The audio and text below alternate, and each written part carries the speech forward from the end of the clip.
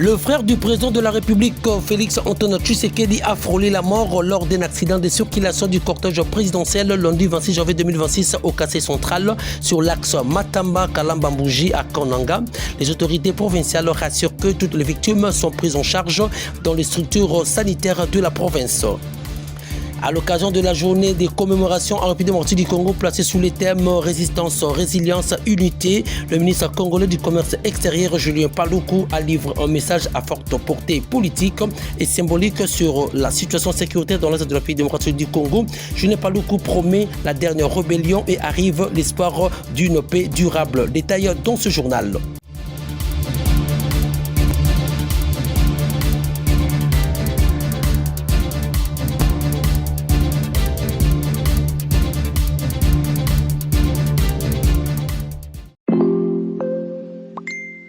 Le président de la République démocratique du Congo, Félix Antoine Tshisekedi, est arrivé lundi 26 janvier 2026 à Kananga, où il devait officiellement inaugurer mardi 27 janvier 2026 l'université de Kananga, UNICAN, située dans le village de Katombayi, marquant un tournant majeur pour l'enseignement supérieur au quartier central.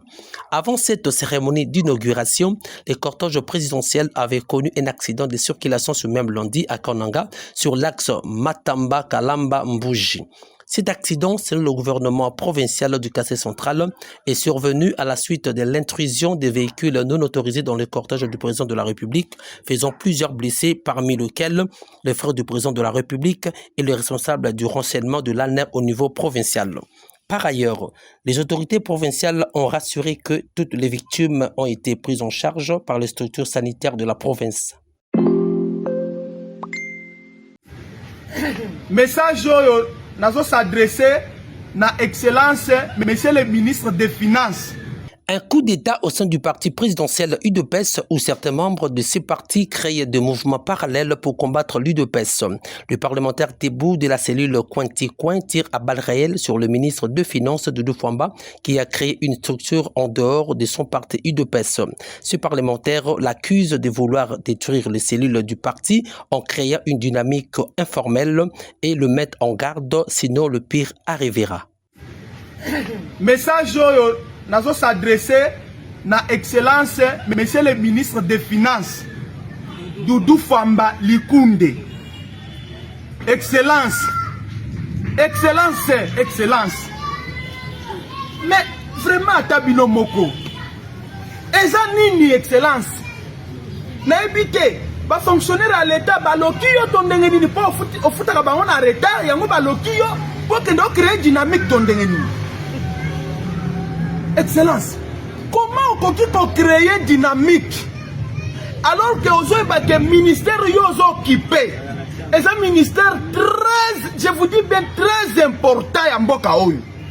Ministre de la Finance, à l'équipe ministre Nyonso, mouta contredire ngazate.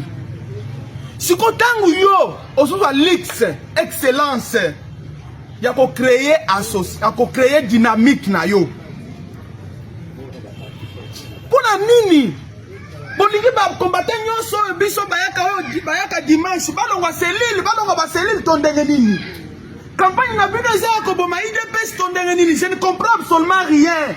Nazo comprendre que boy bisanga peut-être na ebite, je ne sais pas comment un ministre des Finances peut créer, je ne sais pas franchement, moi ça me dépasse. Comment un ministre des Finances peut créer une dynamique en son nom? Ce qui est là, va créer un mouvement terroriste na kombo na yo. Mais c'est dans 2 jours, on s'est communiqué, on y est ango. Pourquoi on y est ango? Bon, d'abord, je voudrais qu'on évite l'amalgame. L'ancien président de la CENI, Corneille Nangaa, coordonnateur du groupe rebelle AFC M23, a repris sa conscience après avoir trahi la République pour ses intérêts lucratifs. Longtemps ignoré sa collaboration avec le Rwanda pour tuer les Congolais dans l'est de la République démocratique du Congo, le chef de rebelle de l'AFC M23, Nangaa, a enfin accepté l'existence d'une complicité avec le Rwanda et l'Ouganda dans le but d'accomplir ses besoins égoïstes. Bon, d'abord, je voudrais qu'on évite l'amalgame. Nous avons suivi, évidemment, que l'ambassadrice rwandaise à Washington a fait à travers un courrier une déclaration affirmant la collaboration des AFC-M23 avec le Rwanda. Et il a plutôt dit collaboration ou coordination sur les aspects sécuritaires. Il s'en est suivi des interprétations, la manipulation et autres. Pour d'autres, ils ont carrément dit que non, ils ont avoué que c'est eux qui soutiennent l'AFC-M23. C'est le Rwanda qui soutient l'AFC-M23 et que c'était un aveu. Nous voudrons dire que non, qu'on nous dise en français, est-ce que collaborer voudrait-il dire soutenir? Non. Est-ce que nous collaborons avec le Rwanda? Je confirme ici que nous collaborons. Et que nous ne collaborons pas seulement avec le Rwanda. Nous collaborons aussi avec l'Ouganda. Tenez, je te donne quelques faits. Nous avons effectivement un intérêt commun avec le Rwanda sur la question sécuritaire touchant la présence des FDLR. Les FDLR, c'est une force dont la mission est d'aller déstabiliser le pouvoir à Kigali.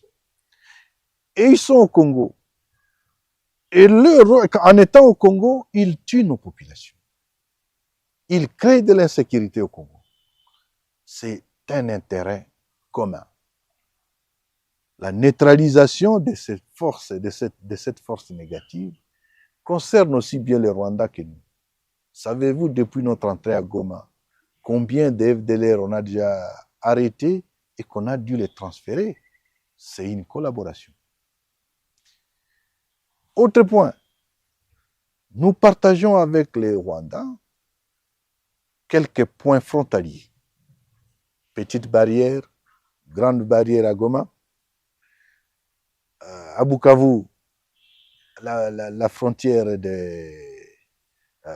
qui mène à Tchangungu, à Bugarama, et de l'autre côté, nous avons des frontières.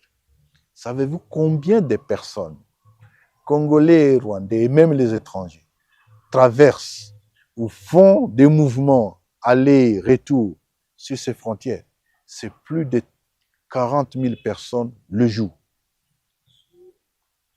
Toutes ces frontières. C'est plus de 40 000 le jour. Ça veut dire quoi? Dans chaque point frontalier, vous avez les agents d'immigration au Rwanda et les nôtres. Nous collaborons. Ce n'est pas qu'avec les Rwandais. Nous montons un peu plus au nord, à Bunagana, à Ishasha. Ce sont des points frontaliers cette fois-là avec l'Ouganda. C'est la même chose. Nous collaborons avec eux pour arriver à Goma. Toute personne, journaliste, businessman ou qui, pour arriver à Goma, vous devez passer soit par Kigali, soit par Kampala. Doit-on dire que ce n'est pas la collaboration? C'en est une. Je confirme qu'il y a la collaboration. Et c'est pour autant dire que non, parce qu'on collabore sur ces questions, c'est le Rwanda qui est notre soutien. Non. Collaborer ne veut pas dire soutien. Collaborer, nous collaborons justement parce que pour la vie de la population, il y a cette collaboration frontalière qui doit être là.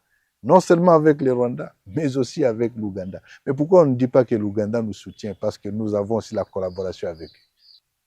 Pas grand-chose sinon libérer le Congo. 2026, nous avons dit c'est l'année de la victoire. Nous allons nous voir à Noël prochain, nous allons avoir l'interview et vous verrez où nous serons en ce moment-là. Kosenga yo ozala na permis de conduire po tia mutuka na nzela ezali tracasserité. Face aux préoccupations sociales soulevées par certains usagers de la route, le ministre provincial Jésus Noël Cheke est revenu sur les contrôles routiers en cours dans la ville-province de Kinshasa. Le ministre provincial affirme que la vérification de permis de conduire ne constitue pas une tracasserie et il a rappelé que le gouvernement avait lancé d'octroi de permis depuis plus d'une année. Pour mettre fin aux spéculations sur une éventuelle exemption, le ministre provincial a dit que ces contrôles visent avant tout la sécurité de la route, en précisant également que les mesures en vigueur concernent tous les automobilistes, y compris les motards. Kosenga yo ozala na permis de conduire po tia mutuka na nzela ezali tracasserité. Ça fait aujourd'hui plus d'une année que dans ces pays, le gouvernement de la République a lancé un processus de acquisition et permis de conduire. Donc, tokoki kolobate ke ba sengi biso permis de conduire lelo. To sengi permis l'État a ali kosalabe contrôle ya permis de conduire.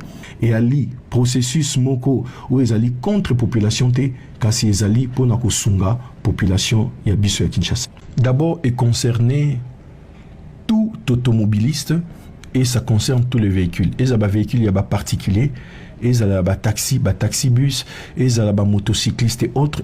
Aussi, des camions, il y a des grands tonnages. Wewa, bazali bongo concernés déjà. Et ça, il y a permis de conduire, ils sont concernés. Ils sont usagers de la route. Et ça, il y a assurance, ils sont concernés. Et ça, il y a vignette, ils sont concernés. Les mesures, n'y en sont les amis, et tali bongo pe, les motocyclistes. Je prends les risques. Le 27 janvier, une journée commémorative en RDC, le ministre congolais du Commerce extérieur, Julien Paluku, déclare que cette date est à la fois commémorative et anniversaire de son élection comme gouverneur du Nord Kivu en 2007. L'ancien chef de l'exécutif provincial est revenu sur les enseignements majeurs de la guerre qui s'écoule à la partie est de la République. Selon lui, ce conflit a agi comme un révélateur, mettant à nu la véritable posture des acteurs politiques, militaires et sociaux. S'appuyant sur ces constats, Julien Paluku dit avoir pris le risque en déclarant que la rébellion en cours dans l'est du pays sera la dernière que connaîtra la République démocratique du Congo. Une déclaration forte qui l'inscrit dans une dynamique d'action continue menée jour et nuit en étroite collaboration avec le président de la République, Félix Antoine Tshisekedi Tshilombo. Je prends le risque de dire que ça c'est la dernière rébellion en République démocratique du Congo. Je prends ce risque. Au regard de ce que je vois, c'est que le gouvernement conduit par son Excellence Madame ici présente, ce que ce gouvernement est en train de faire, ce que le président est en train de faire, je prends donc ces risques. Pourquoi? Deux réponses majeures. La première, elle est diplomatique. On est en train de couper toutes les branches sur lesquelles s'appuyait le Rwanda. On a signé l'accord que vous avez suivi à Washington. Nous allons nous rendre bientôt. Vous allez dire que c'est pourquoi j'ai pris les risques. On va se rendre bientôt à Abu Dhabi pour signer un accord avec les Émirats Arabes Unis.